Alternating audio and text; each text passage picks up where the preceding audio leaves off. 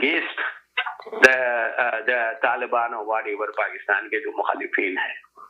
تو اس میں ہوتا یہ ہے کہ دونوں طرف رشتہ داریاں بھی ہیں, سیم قبائل بھی ہیں, اور ہم نے دیکھا کہ وہاں پہ جو قبائلی خانہ جنگی ہوتی ہے اس میں ایک ایک دن میں 100 سے زیادہ افراد ہلاک ہو جاتے ہیں.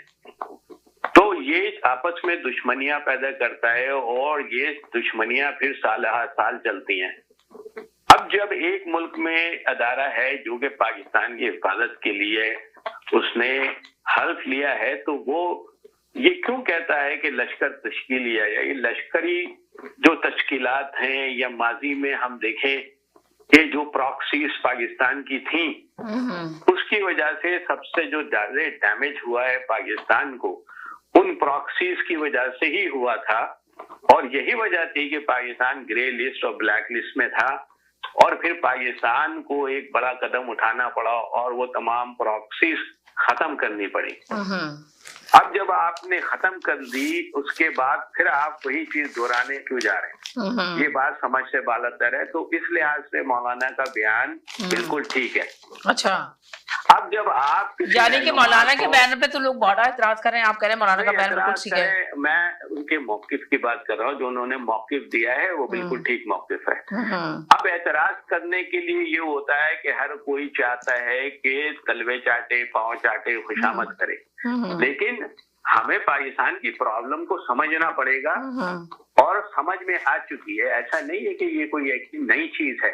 اور آپ کو بھی پتا ہے کہ سمجھ میں آ چکی ہے. آپ کی بات تھوڑا سا کاٹتی ہوں, وہیں سے کریں گے. جس طرح ذوالفقار علی بھٹو, جس طرح آپ نے کہا کہ انہوں نے بھی اپنا بیان دیا, تو مولانا فضل الرحمان تو ہمیشہ وہ بیانات دیتے ہیں جو ان سے اپنے فائدے میں ہوتے ہیں, ان کی اپنی جماعت کے فائدے میں. یہ آپ اس بات کو ہٹ کے بیان دیکھیں کہ کس نے بیان دیا ہے. آپ یہ دیکھیے کہ اگر مولانا صاحب نے جو غلط بیانی سے اگر کام لیا ہے, اور تو آئی ایس پی آر کو آ کے وضاحت کرنی چاہیے, لیکن وہ کھل کے کہتے ہیں کہ ہمیں لشکر تشکیل دینے کے لیے کہا جا رہا ہے.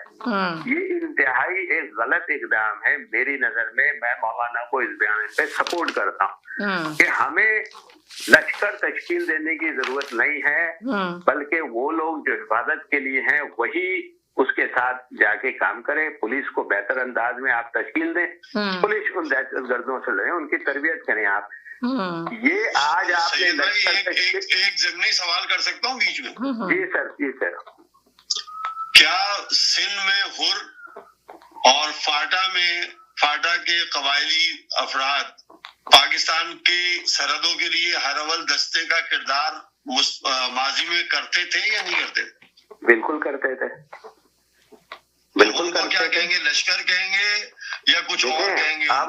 نہیں, دیکھیں یہی بات ہے نا کہ جب معاملہ یہ آتا ہے کہ پاکستان کی حفاظت کے لیے, تو یہ صرف ہر یا جو فاٹا کے لشکری وہ, یا پھر پنجاب کے میدانوں میں پنجابی عوام, یا سندھ میں اور کراچی میں مہاجر عوام, یا بلوچستان میں بلوچی عوام.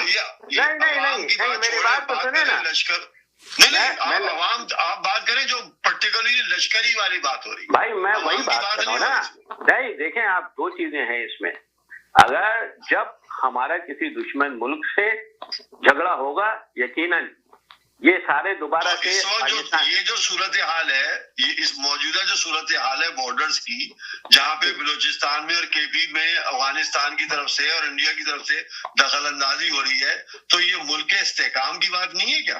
نہیں, ملک کی دیکھیں یار, یہ دیکھیں انٹرنل وار فیئر ہے. اس کو آپ یہ مجھے بتائیے کہ ابھی انٹرنل کیسے ہو گئی یار؟ زیدی صاحب صحیح کہہ رہے ہیں بھائی. یہ زیدی صاحب صحیح کہہ رہا ہوں, ان کے زیدی صاحب نے بہت اچھا پوائنٹ بتایا یار.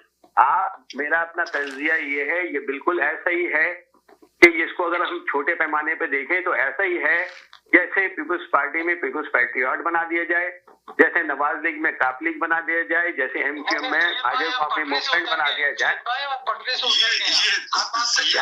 یہ بات بن نہیں رہی نا. یہ نہیں بات ایک طرف اچھا, آپ مجھے بتائیں کس چیز سے ملانے کی کوشش. دیکھیں میری بات تو سنیں نا.